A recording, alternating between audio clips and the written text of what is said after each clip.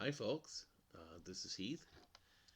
We are doing the second day of section 14.7. We talked about local extrema last time. We're going to look at absolute extrema today. And what I'd like to do is start with or a little bit of a review. Last time we talked about how to find local extrema of a function. We're going to find absolute extrema today over a closed region. And we're going to review what we did back in single variable calculus. The process that we had to do in single variable calculus is we had to find the critical points of the function. If we were looking at an interval from A to B, we would discard any critical points that lie outside that interval. But then we had to test the two endpoints, x equals a and x equals b, to see if either of those were larger or smaller than the critical points. So we tested the critical points and we tested the two endpoints, and that's what gave us the maximum and minimum values. So this is a single variable example. This should be easy review for everybody, but I want to just go through this. We would like to find the absolute extrema for this parabola, x squared minus 4x plus 3, which looks kind of like this.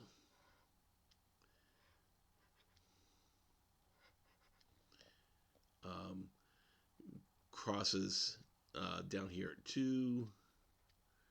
This isn't drawn very well. Yeah, and it actually dips below the axis, but that's okay. The idea is that between 0 and 3, it starts higher at 0, comes all the way down and reaches a minimum down here at 2. It starts to rise up behind 3, but it doesn't come as high as it did up at 2. And like I said, this graph is off because the graph actually comes below the axis instead of where I've got it. But that's the idea. Let's do the calculations. The first thing we're going to do is we're going to take the derivative of this function, which is 2x minus 4. And that gives us, if I set 2x minus 4 equal to 0, that gives me x equals 2. So x equals 2 is a critical point. But then we also have to test the two endpoints, 0 and 3. So I plug in 0, 2, and 3 into the original function, not the derivative.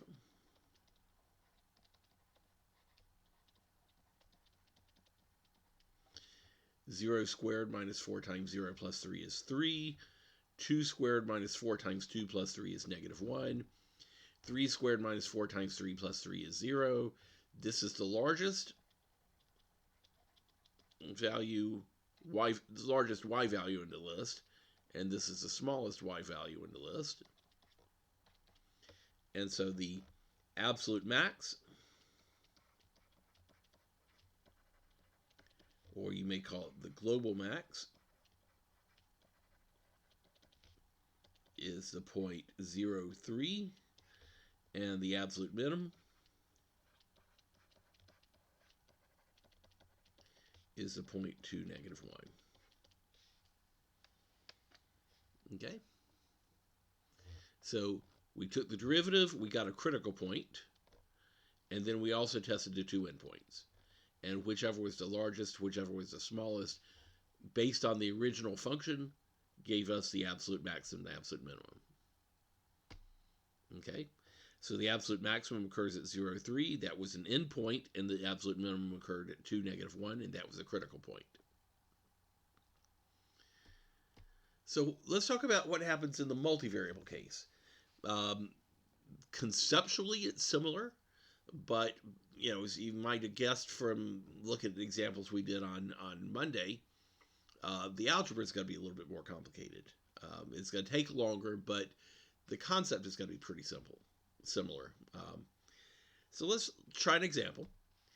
We would like to find the absolute extrema for this function over the region where x is contained between 0 and 5, and y is contained between 3 and negative 3. Okay? So the first thing we're going to do is find the critical points. We'll take the partial derivatives. We'll set them equal to 0. The partial derivative in the x direction is 2x plus y minus 6. Partial derivative in the y direction is x plus 2y. This is the critical point we get, but let me walk through the steps for solving this. If I bring the negative 6 over, this is 2x plus y is equal to 6. And then x minus x plus 2y is equal to 0. But this is saying the same thing as x equals negative 2y. And so I'm going to make a substitution into this equation, and we'll get 2 times negative 2y plus y is equal to 6. Negative 4y plus y is negative 3y is equal to 6, and so y is equal to negative 2. And since x is negative 2y, then x is equal to positive 4. So x is positive 4, y is equal to negative 2.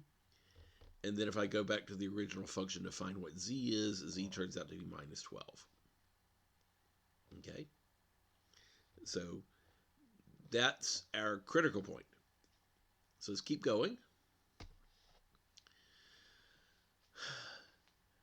Normally we would check the endpoints next, but our region, x can go from 0 to 5 and y can go from negative 3 to 3. That's an entire rectangle. And every point along the boundary of this rectangle is an endpoint.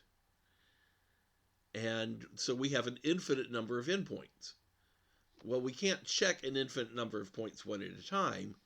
And so what we're going to have to do is come up with a way of doing each part of the boundary. So my boundary lines are x equals 0. That's back here. This is the line x equals 0. And x equals 5. And y equals negative 3. And y equals positive 3. I just get that from reading off this interval. X equals 0 is a boundary, x equals 5 is a boundary, y equals negative 3 is a boundary, y equals positive 3 is a boundary. And what we're going to do is we're going to check each of these boundary lines one at a time. Okay? This is going to take a little while. Buckle up, but let's get started.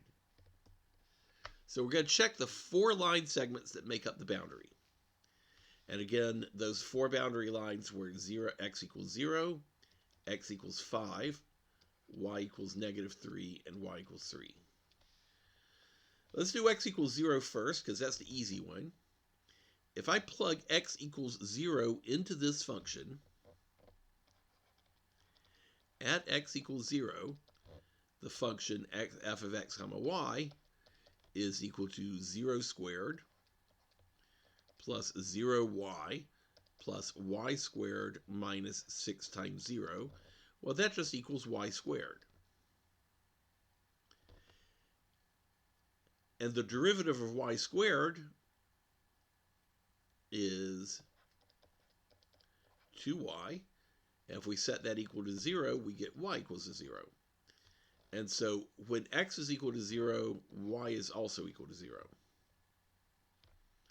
And so we get 0, comma 0, comma 0 is a critical point. I get this 0 by checking the original function again. And that critical point counts because x equals 0 is on the boundary, and y equals 0 is valid because it's inside this region. So we get one answer is 0, 0, 0. We also had from the previous example 4, negative 2, and 12. Okay? Was it 12 or negative 12? It was, I'm backing up, it was negative 12. Sorry. Just double checking. There you go. All right. So now let's try the next boundary, x equals 5. At x equals 5, my function is going to equal 25 plus 5y plus y squared minus 30. And the derivative of that with respect to y, there's only a y left because I've made x into a constant. The derivative of this is 5 plus 2y. If I set that equal to 0, I get 2y is equal to negative 5. Y is equal to negative 5 halves. Negative 5 halves does lie between negative 3 and 3. And so we have a second critical point, x equals 5. Y is negative 5 halves. And now we'll have to calculate what z is. This is going to be a little bit of calculation here. We've already plugged in x equals 5. 25 plus negative 25 halves is 12.5 plus 25 over 4 is 18 3/4 minus 30 is negative 11.75. No, 11.25. There we go. Came close to negative 12, but didn't quite reach negative 12. All right, let's keep going. Let's check it. Y equals negative 3.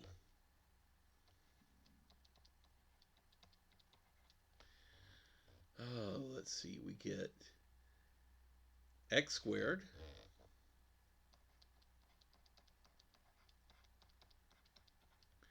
plus negative 3x.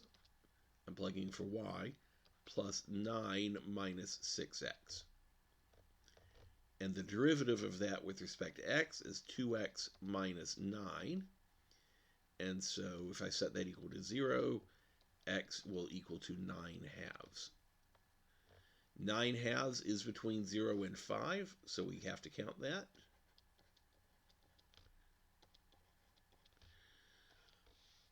And now let's figure out what z is. Z is going to be 81 over 4, which is 20 1/4, minus 27 halves. So that's 13.5. 20 1/4 minus 13.5 is 6 3/4. 6 3/4 plus 9 is 15 3/4 minus 54 halves.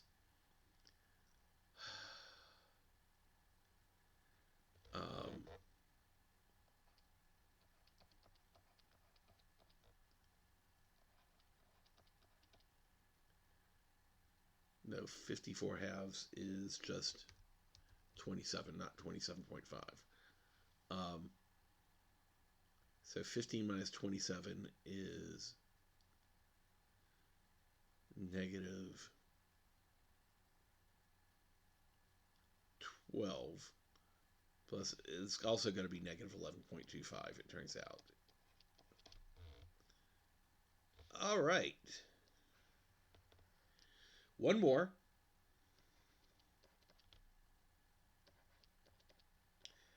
Y equals positive 3.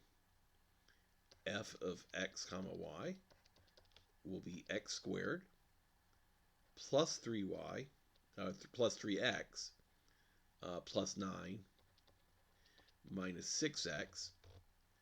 And that turns out to be, when we take the derivative, 2x minus 3. And so x turns out to be 3 halves in this case. All right, when we plug in 3 halves, we get 9/4 plus 9 halves is 9 fourths plus 9 halves is 27 fourths, plus 9 is 27 and 36 is 63 fourths, minus 3, which is 63 over 4 minus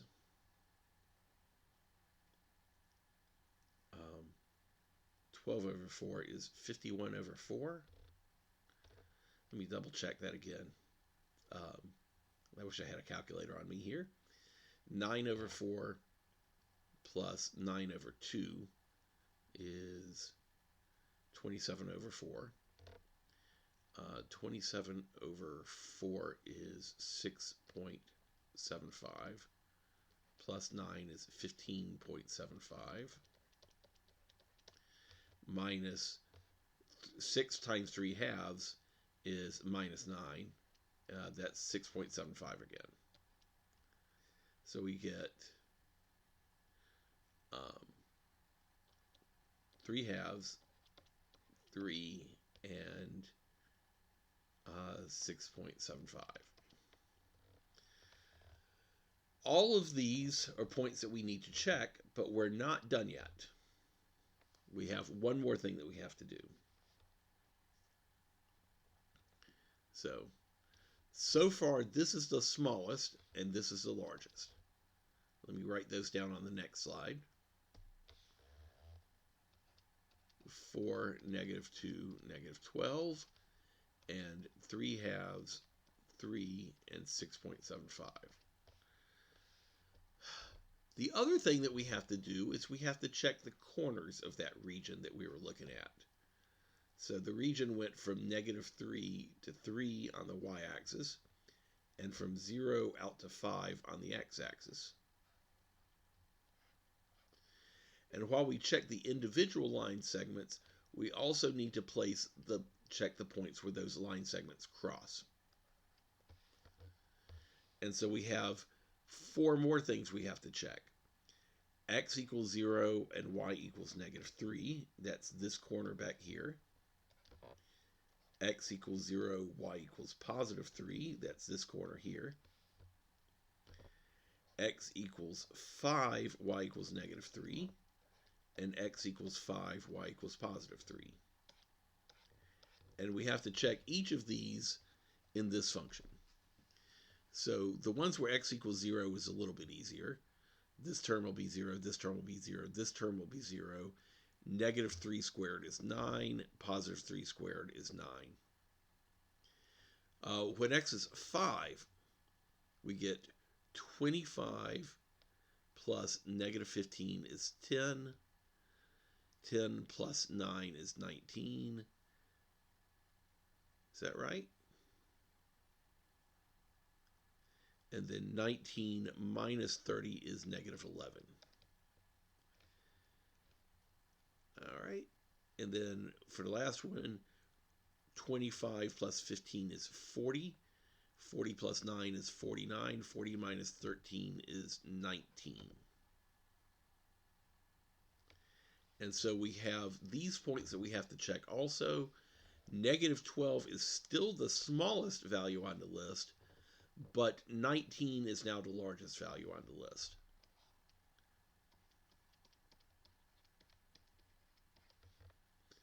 And so that value turns out to be a little bit larger.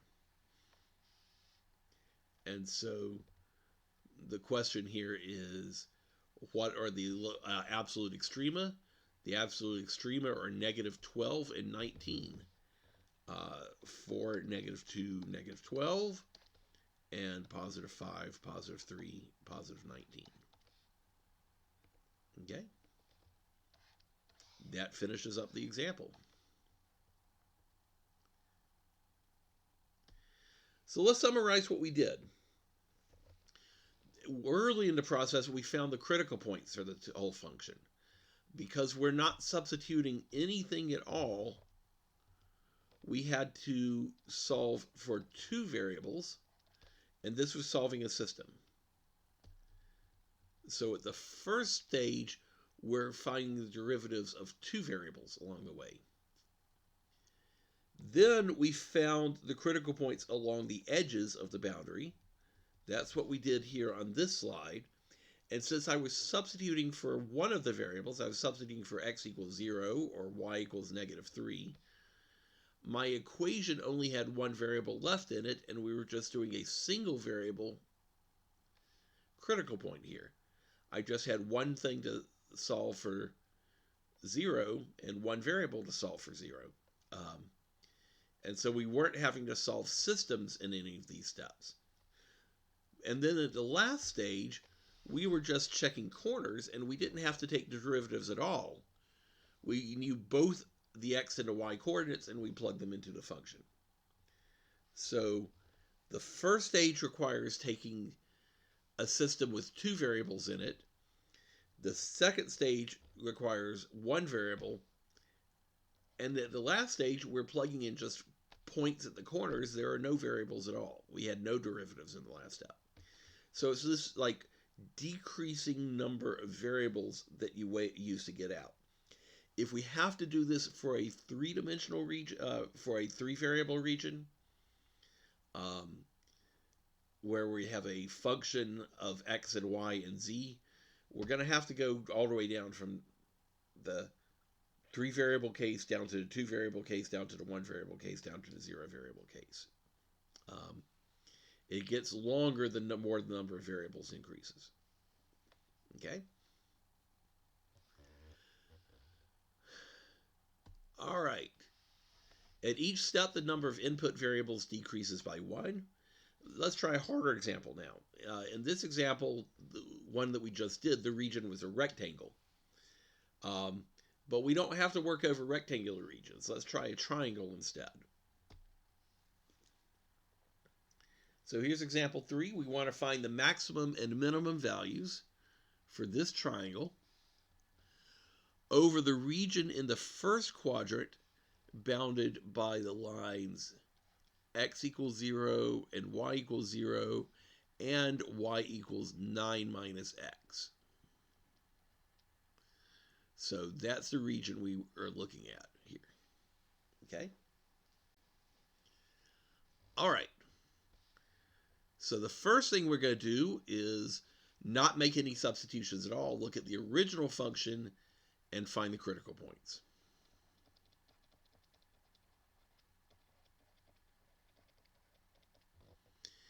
And the critical points will be where the derivative in the x direction and the derivative in the y direction both equal 0.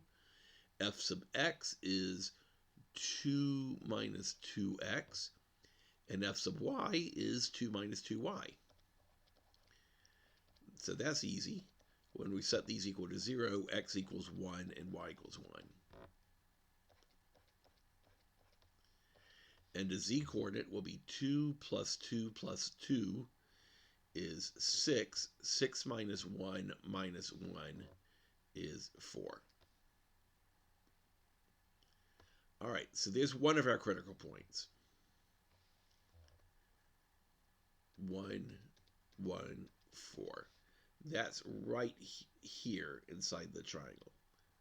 X is 1, y is 1. All right.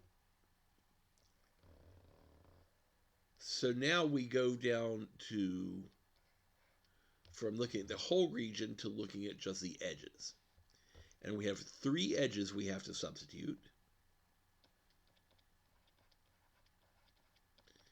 So our first edge is x equals 0. At x equals 0, this function becomes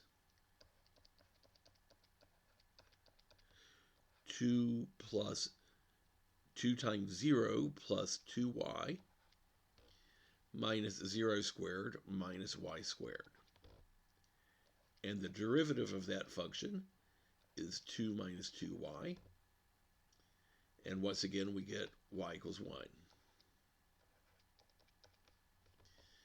And so x is equal to 0, y is equal to 1, z is going to be 2 plus 0 plus 2 is 4. minus 0 minus 1 is 3. So here's our second point, 0, 1, 3.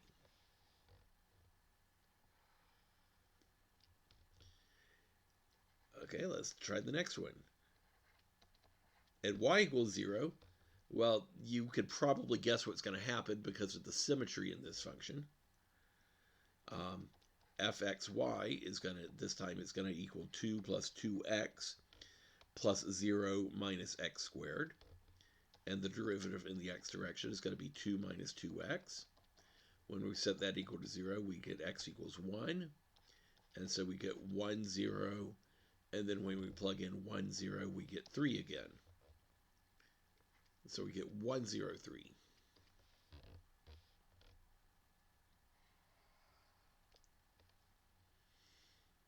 Okay. Now we have this third edge. Y equals 9 minus x. So at y equals 9 minus x, this function is going to equal 2 plus 2x plus 2 times 9 minus x squared minus 9 minus x quantity squared. So we get 2 plus 2x plus 18 minus 2x minus x squared minus 81, 9 squared, plus 18x and minus x squared.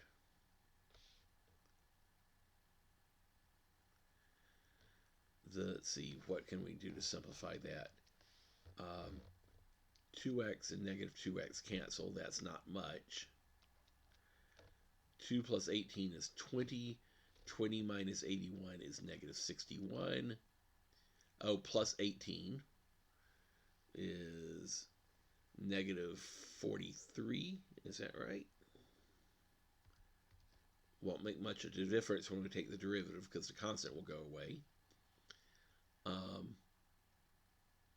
Oh, we did that already. We did the 18. Negative 61. 2 and 18 and negative 81. Plus 18x minus 2x squared. There we go. The derivative of that is 18 minus 4x. When we set that equal to 0, x turns out to be 9 halves. Okay, so we get another critical point here. X is equal to 9 halves. Y is equal to 9 minus x again, which also equals 9 halves. It's this point right here in the middle of that diagonal.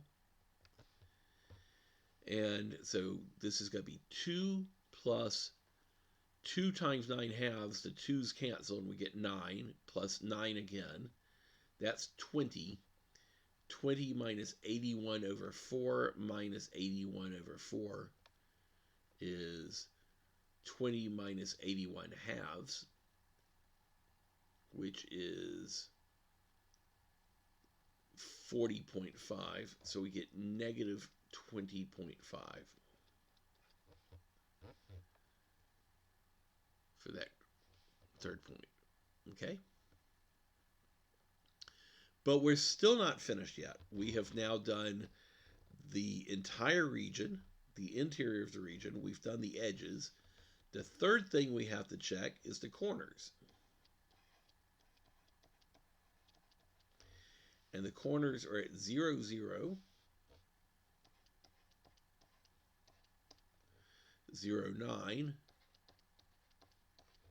and 9, 0. So we have to check those points also. 0, 0, 0, 9, and 9, 0, where the edges themselves meet. Well, 0, 0, when we plug that in, it's got to be 2 plus 0 plus 0 minus 0 minus 0 is 2. When we plug in 9, we're going to get 2 plus 0 plus 18 is 20.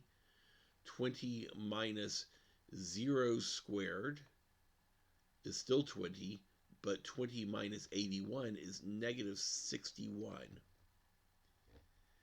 And when we plug in 9, 0, we're going to get 2 plus 18 is 20. 20 minus 81 is also negative 61. So if I look through this list for the largest z-value, it's right here at 114. And the smallest z-value is a tie. It's negative 61 on both of these. And so my final answer is that the absolute max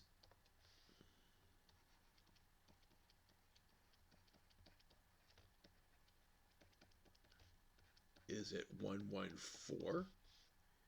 And the absolute min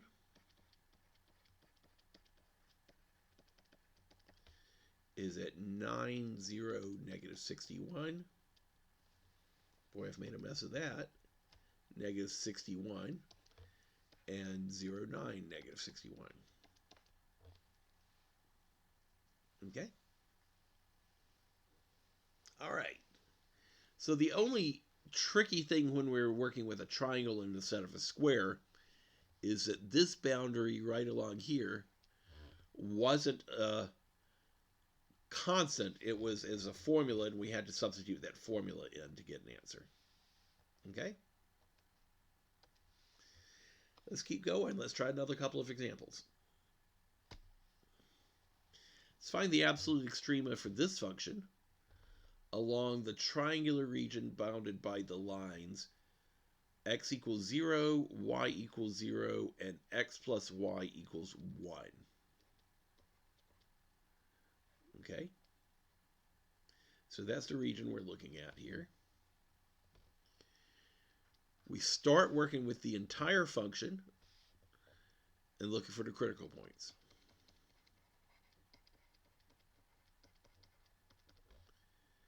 So the partial derivative in the x direction is 4 minus 8y, and that's it. The partial derivative in a y direction is negative 8x plus 2. We set these equal to 0. And for 4 minus 8y is equal to 0, we get negative 8y equals negative 4, y is equal to 1/2. And at 8x plus 2 is equal to 0, negative 8x is equal to negative 2, x is equal to 1/4. So our first critical point, x is equal to 1/4, y is equal to 1/2. 4 times 1/4 is 1. Minus 8xy is minus 1, so this is 1 minus 1 cancels. Plus 2y plus 1 is 2 for the z coordinate. Okay? So we're done with the critical points. The next thing we'll have to do is check these three edges. The first two go quickly because they're constants. In fact, they're zeros. At x equals 0, my function is 0 minus 0 plus 2y plus 1. And so the derivative of that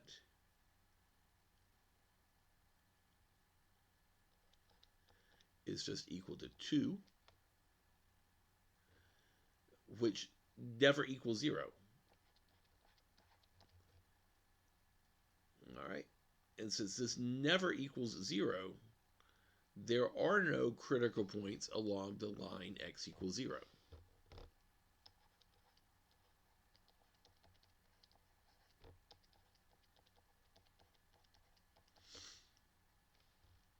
Okay. So let's look at y equals 0. Along the line y equals 0, we get the function fxy is equal to 4x minus 0 minus 0 plus 1. And the derivative is equal to 4, but that never equals 0. And so again, there are no critical points along the y and y equals 0. This happens sometimes where when we take the derivative with respect to a variable, we do not get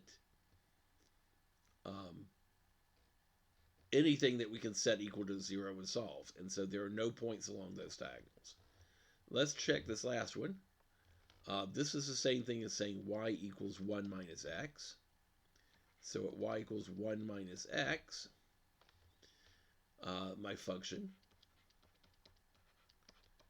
is 4x minus 8x times 1 minus x plus 2 times 1 minus x plus 1, which is 4x minus 8x plus 8x squared plus 2 minus 2x plus 1, which is 8x squared. That takes care of that term. Plus 2x minus 8x is minus 6x. That takes care of these three terms. 4 minus 8 is negative 4 minus 2 is negative 6 plus 1.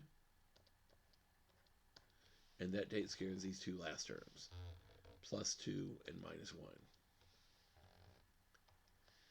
Well, the derivative here is 16x minus 6. And when I set that equal to 0, I get x is equal to 6 over 16, which is 3/8. And since y is 1 minus 3/8, y is 5/8. And so we do get a critical point along this line. It's at x equals 3/8, y equals 5/8. And let's see what z is. So z is going to be 4 times x, which is 3/2, minus 8 times x times y is going to be minus 15/8, plus 2 times y is going to be plus 5/4, plus 1. Oh, let's see. How much is this in eighths? That's my common denominator here. This is going to be 12 over 8 minus 15 is negative 3 over 8 plus 10 is 7 over 8 plus 1 is 15 over 8, which is a tiny bit less than 2, and so 2 is the largest that we found so far. 15 over 8 is the smallest that we found so far. But there's one other thing we have to do. We've checked all three edges. We still have to check the three corners. 0, 0, 0, 1, and 1, 0.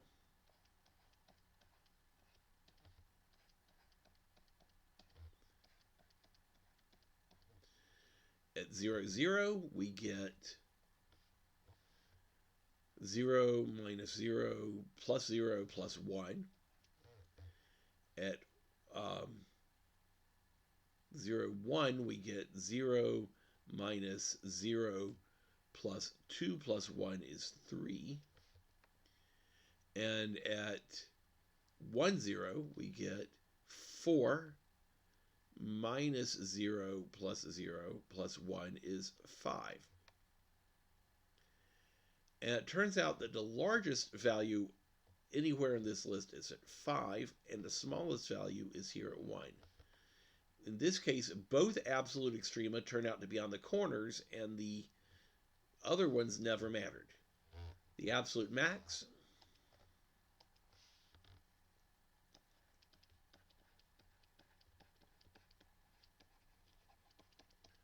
was at 105, and the absolute min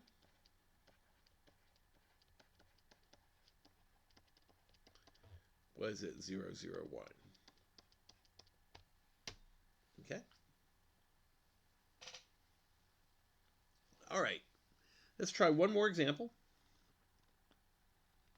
and then we'll wrap up. Let's find the absolute extrema for this function on the region bounded by the unit circle.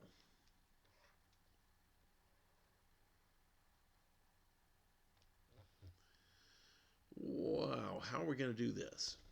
Okay. So let's start by looking for critical points.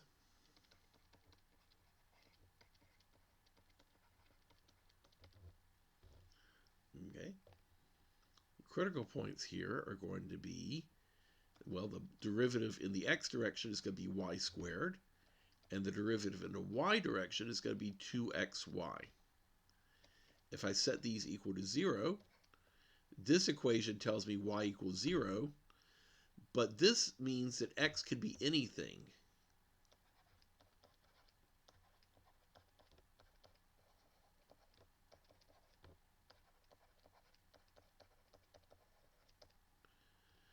In other words, all of these points are critical points. That's tricky. But in every single case, because y is equal to 0, the z coordinate will be 0. So our critical points are x, 0, 0 for any x inside the circle.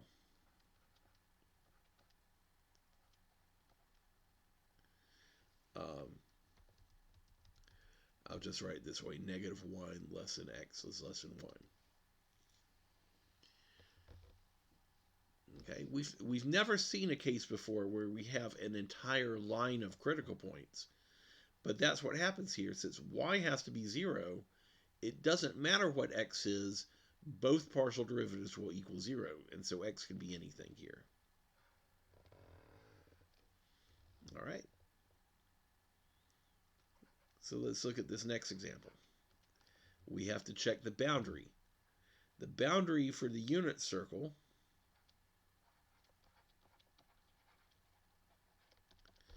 is x squared plus y squared equals 1, which is the same thing as saying y squared is equal to 1 minus x squared.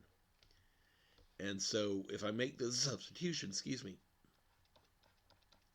f of xy is equal to x times 1 minus x squared, which is the same thing as x minus x cubed. So then the derivative is 1 minus 3x squared. If we set that equal to 0, let's see what happens. We end up getting negative 3x squared equals to -1. X squared is equal to 1/3.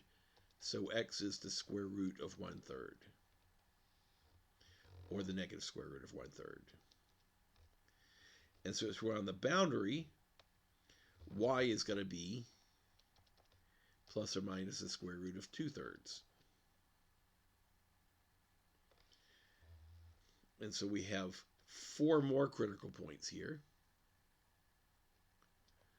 Right about here, here, here, and here. Okay. All right.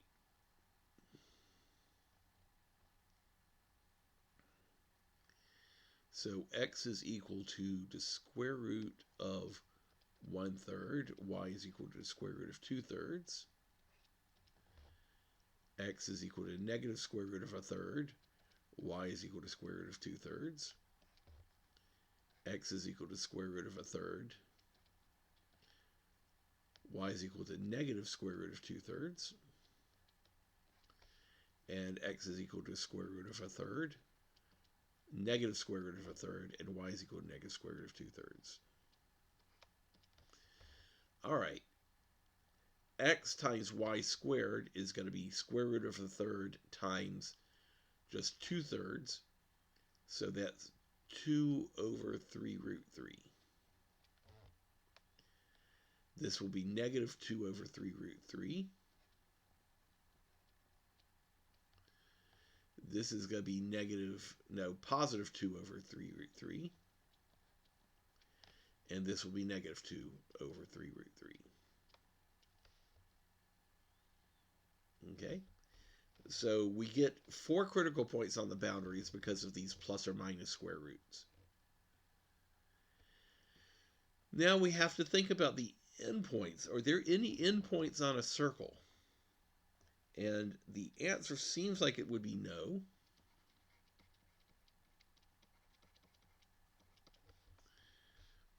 But the substitution we made was y squared equals 1 minus x squared, which is the same as y is equal to square root of 1 minus x squared. And there is an endpoint for the square root function. If x is equal to 1, this is the square root of 0, and the square root can't go negative. I can't plug anything bigger than 1 here. And so I have to check what happens when x is equal to 1 and y is equal to 0. This is tricky, but if I graph this square root function, square root of 1 minus x squared, it looks like that. And this is an endpoint. Because square root is only the positive square root. And so just to be careful, we're going to check this point. But when x is equal to 1 and y is equal to 0, z is also equal to 0. And that's not going to actually help us at this point because the largest and smallest y values are on these boundaries here. And so the absolute max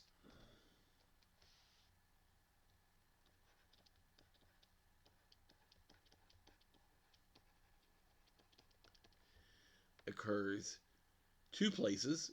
It's square root of 1/3, square root of 2/3, or negative square root of 2/3. And the answer is 2 over 3 root 3. And the absolute minimum is when x is negative square root of 1/3. And it doesn't matter whether y is positive or negative, because we're squaring it. Negative 2 over 3 root 3. That's our absolute minimum.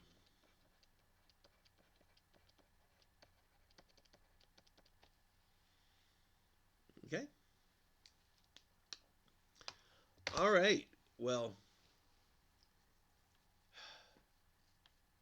y'all have a good couple of days. I'll see you guys on Friday. Take care.